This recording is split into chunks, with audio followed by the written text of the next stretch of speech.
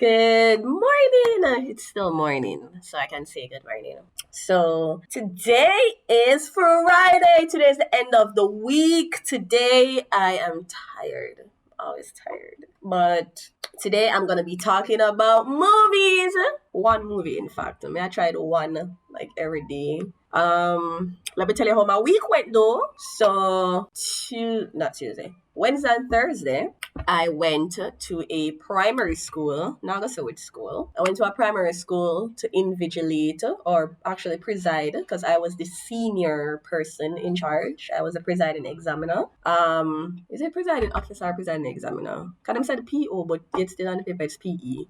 Anyways, it was a physical education. So I was a presiding examiner for Pepper. I did grade 5 and the month I'm supposed to do grade 4. It was an experience. It's not the first time I'm doing Pepper. In fact, I've done it in 2020. I started in 2020. I went to a primary school in my local area of Portmore. Then 2021 also went into a school near me because 2021 the COVID they are going really bad, I guess. So I'm going to school really really near me, and that was 2. And then in April this year, I'm gonna go on next school, and I was an invigilator at the time for grade 6. For 2020 and 2021, it was grade 6 as well because then they have to cancel it because of COVID. But yeah, now for this year now, I was an invigilator at the first school I went in April. Mostly because me never honest to God, I never wanted to be a presiding examiner. It's not hard. I'm not a fan of responsibility. I don't really like it. I am often thrust into responsibility. I don't really put up my hand to say, oh, who wants to be in charge? Yeah, me not gonna really put up my hand for that. If somebody when me know, or if somebody when me don't know in charge, I do not mind working behind the scenes and helping that person. And if they want to take all of the credit, I don't care. Because truthfully, I just want to know someone do my part and I go home. That is my biggest motivation for anything. I just want to do my part and go home. And that happens a lot. I'll help a person and they're like, oh, and are you like them supervisor or whomsoever will be like, oh, who help you on that? Sherfa, we Sherfa there? Sherfa gone home. And we get a call, Sherfa, where they? People might ask you, what am I asking me for? Cause you did, are you do everything? No, you did.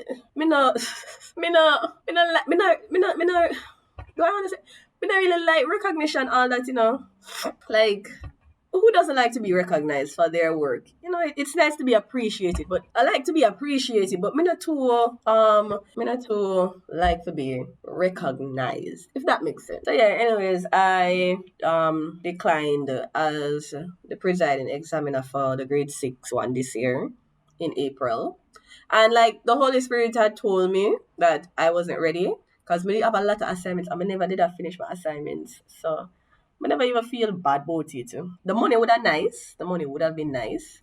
But meh. But that was grade 6. And what do you too? And then last week I got a call from one of the teachers' colleges, them not my own. I got a call from one of the teachers' colleges, them asking me if this is me. I said yes, and they're asking me if I wanted to go to certain schools. One of the schools that they suggested was in a bad area, and I'm like, my mother would not approve of me going to that school. Not even my mother alone, me myself now go. I'm just make sure knows to listen. I live with my mother. I'm an adult that lives with her mother, and her mother will not want her going to that school. I'm gonna need a teaching job. I'm not go to school there. And then the school that they suggested, which was actually adjacent in a word to the school that I went to in April. In fact, you can either walk or take a taxi and go around at the other school. They suggested that, and I'm like, my Google Maps it, and I'm like, ugh, they know a relatively sketchy part of the country, and I'm like, but I've been to that area already. Like when I used to go to like Korean classes, I've been to that area. So I'm like, I used to it. I know the area. So all right, why not? And I went there. I went there, and it was trying times. It was trying times. Those children, they need prior divine intervention and love and care and all of that jazz. I'll put it on my WhatsApp status. But my friends and, family members, put it on my WhatsApp status, my experience, because apparently I'm a storyteller. And most persons were intrigued and laughing and sad at the same time, as was myself. It's sad because they are they're in need of some help. And it's not to say that the teachers aren't helping them or the teacher don't teach them. Because I you know, during our little free sesh before the exam starts, I'll be talking to them because I try to do that every school I go. I always try to like talk to the students them during lunchtime or before the test or so on. I try to talk to them and like get some insights into their mind and so on. And I asked them, I said, did the teacher teach you guys any of these things? Because they did an exam before, and so make sure I ask them if the teacher was taught them certain things, and them say yeah, and then like, but me say who actually goes home and practices? Some people raise their hand. When me look, me say a lot of them. Me say someone put on their hand. No, son, no go home and practice, and them did all laugh. Me say who go and go watch YouTube and go watch music video. Everybody me say, okay, see that look like the truth now. And how me stay with children, I reason with them like panel levels. Don't you read with everybody panel levels, but like I go down to feed them level and at the same time I kind of stay high up because nobody know more than me. But I try reason with them to make them know say oh the world still society still. I talk to them real, I talk to them realistically. Like me not really pet and powder them, and me not hide nothing from them. At the same time, I want to maintain them childish ways, but at the same time, I also want them to grow up just at tubs. And it kind of unfair if you say, "Oh, pitney for," but Jack said the world no level, and yeah, you want them to retain them childish ways, but at the same time, them need to have certain level of maturity because and not everybody nice. Like what Jack said, the world don't level, and not everybody nice, and you have to kind of have a certain level of maturity for survive in other world. So my reason with them and so on and then get talking. They gave talking. They gave talking. And then when they want go, bye miss, I don't want to get a bye bye from them. Then I laugh, bye miss, bye. And then there was one little boy, he was one real troublemaker, and I heard his teacher, she is saying that he told her he doesn't want to go home. And I can imagine, like, you kind of know why no one go home because, the area and then the mindset and it's sad. And whilst I was doing the test, I was talking to them, because you have to go side of them every now and then, who raise them on and on, so on and so on, so on and so forth. And I spoke with them like one on one when you go side of them and them ask assistance in as much as you could help them. And what I found is that they kind of remind me of myself when I was younger because I know I'm going to contradict myself. I wanted attention when I was younger, when I was their age, because it's grade 5, so it's like 10 going 11. So I'm still at 12. So it's like 10 going 11. So yeah, as a child, you want attention. When you get older, all that big deal. But yeah, so I wanted attention as a child, but at the same time, I wasn't used to it because back in the day, beaten, this, that. And it was just so weird because I wanted attention. I wanted to be loved. But when I received said attention, I would have lash out because I was not used to handling that. And it's as I get older, actually when I really reaching my adult years, like in my 20s probably, I started to learn how to handle my emotions, handle receiving attention. And life is just weird. So I kind of understand them in that sense that when somebody come over them and nice to them, it's weird. Like, you probably have your guard up, like, what does this person want from me? And yeah. So, and then because my training is in early childhood, so although I talk to them on a certain levels, I can't help but be empathetic and baby talk them a little, and they like it. They like it. Like one of them, I'm like, he has gray hair in his head. It's not a lot, like the front part and some in the middle. And I'm like, sir, you know what gray hair mean? Means you're wise. And the other invigilator, they're like, yeah. And I'm like, sir, I am an adult. I should know. I know what I'm talking about. And still, Miss the other invigilator, she's older than I am. And she's like, yeah, I'm like, we know where I talk about, and and my daddy, my touch him side with my finger, cause that's how when you feel the baby, and then you touch your little side, and then they move, cause it tickle. I do that to you, and he's like, I say, yeah, cause he might go like my big man, I'm going like my bad man, he don't want to smile. I'm gonna do that to him start out, and I say, see, look how you smile, look how you're handsome, But then that boosts them ego, cause that's what you're supposed to do with children. You're supposed to boost their ego and make them feel good and feel special. But yeah, so that was Wednesday and Thursday. But I actually wake up like after 10. I think I woke up today. Because I was just so tired. Because I had to get up really early to make my way to Kingston to take a taxi to reach at the school by 7 o'clock. Did I reach at the school by 7 o'clock? No, I reached. I reached after 7. Exam start 8:30, but I reached in time. I reached in time. And the principal, she liked me and she liked my group. She said we were really professional and we're one of the best set of persons that came to do the exam because we had patience with them and so on.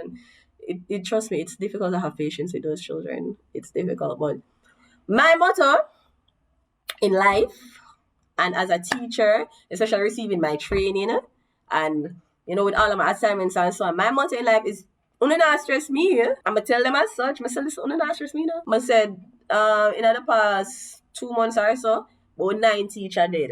And teachers them just a drop down and my question is really when them gonna stop? Then drop down them a drop down a faint.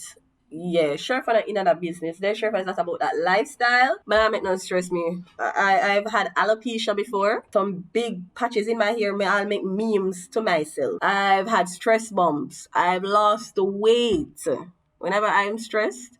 And that to show you, because what happened first, whenever I was stressed, I used to lose weight. Like dramatically. And as my body progressed and as I got older, progression comes with age. Instead of losing weight alone, I start to get stress bump where you look some fine bump come from me. I'm like, no, what is this? I'm fine. So like after I stopped stress and how I had to stop stress was I had to receive whatever it is that I did not receive, which was my money. So don't play with me and my money. After I get my money, I'm going to calm down. My seeds just go away. Like within a DR2, it gone. I'm like, oh. And then the straw. Oh, so wait, the lose weight, panic attacks. Yes, so the panic attacks came before the stress bump. So lose weight, panic attack, stress bump, alopecia. Alopecia was the straw that broke the camel's back. Not even the panic attack and trust me, panic attacks are the worst. Panic attacks are the worst. Like, I would not wish panic attacks on anybody. I've thought about it. But I wouldn't even wish panic attack on my worst enemy. Like, panic attacks are the worst. I've had panic attacks for like between 3 to 6 months maybe. At intervals, because nobody gonna go through a straight panic attack for 6 months straight. So like at intervals. So in that 6-month period, between 3 to 6 month period, I've had panic attacks and it's just the worst. Like I can't stop emphasizing how bad it is. So yeah, and then some of the alopecia was the straw that broke the camel's back because I'm like, really?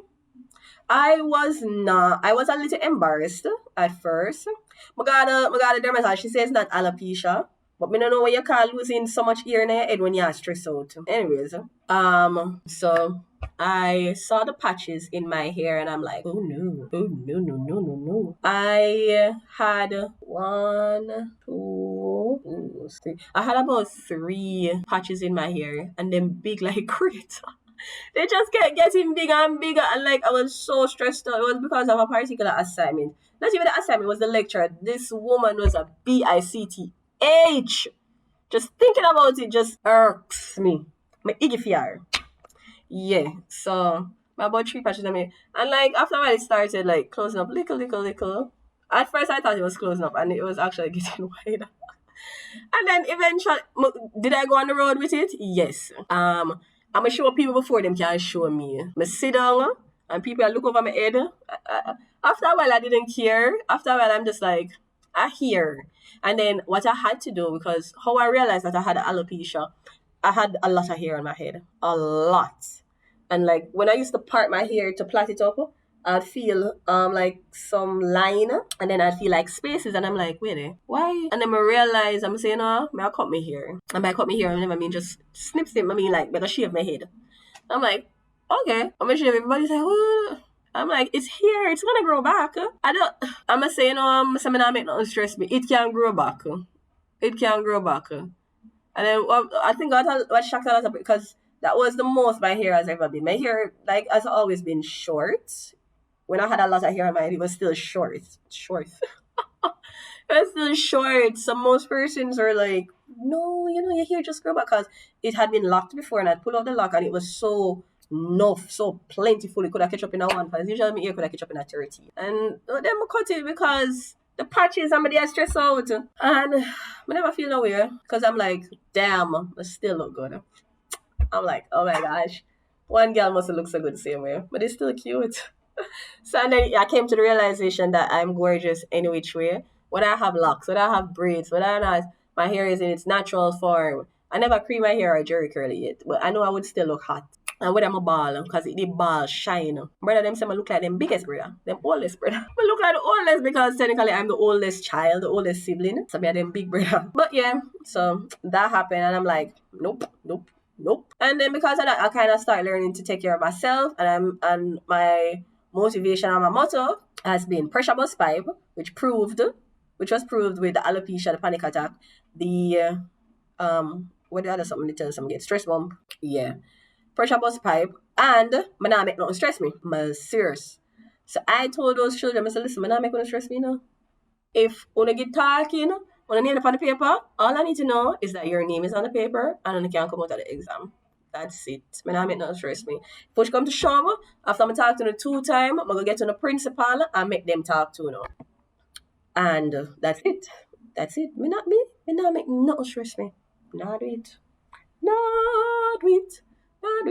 And like that's my motivation through life. If I'm around people and them children, as long as the people not bother me, I ignore them. I just need my headphone and my music, I'm ignore you. Or if I have my headphone, I have a book I read. I know if you ignore people. When them make nice, I learn to black them out. About 2 to 3 years, I did the voluntary service with little pitney. I learn how to black them out. Auntie. I block you out. And then you have to come touch me. Auntie, I call you, yeah? Auntie, she push me. Oh, don't push her. That's it. Me. Pit them some strict. Them some too strict. That has always been a consensus of children. They love to play with me. Because apparently I'm fun, but at the same time I'm strict. And one of my friends, she's like, sure, you're built for that. I'm built for those type of schools where rude pitney day or pitney will go like them big and bad. I'm built for children like that because that's my personality. I'm rough. Like I have a neighbor, she is 6 years old.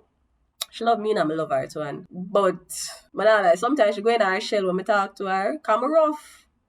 It's not an excuse to say something there. Like I was not raised being pet and powdered. But I can't take foolishness. I can't pamper you for no reason at all. So I'm rough. And like I said, in a way it's to strengthen them. Because the world outside rough and not everybody is going to, sweet you up and so on. I want you to pay your toes or your reserve to say if somebody come too nice to you. Be wary. But maybe it's an excuse. Maybe I need to be gentle. Who knows? We'll see. It's still a work in progress. But yeah, this was supposed to be a movie review. Why am I talking about? Actually, I always go on tangents. I'm gonna make a next video. I'm gonna make a wrap-up video. I've done this. I'm gonna make a wrap-up video. Isn't this the wrap-up video? I'm gonna wrap up this video and then talk about the movie. It's an Indian movie I'm gonna talk about. So yeah, that was my week in review. The week not even done till Friday. Week in review. So Bella ciao. I pressed the wrong button. Stop.